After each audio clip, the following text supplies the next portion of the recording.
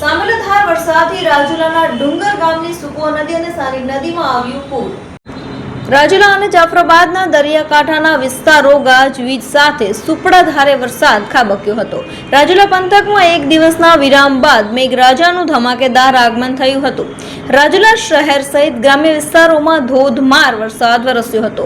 રાજુલાના છતડિયા, હિંડોરણા, કડિયાળી સહિત આસપાસના ગામોમાં વરસાદ પડ્યો હતો।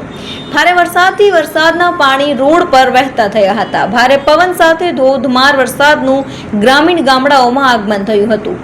બપોર બાદ કોસ્ટલ બેલ્ટ વિસ્તારના કોવાયા ડુંગર, કુંડલિયાળા, રીંગણીયાળા, ડુંગરપુરા સહિતના ગ્રામ્ય વિસ્તારોમાં ધોધમાર વરસાદ વરસ્યો હતો।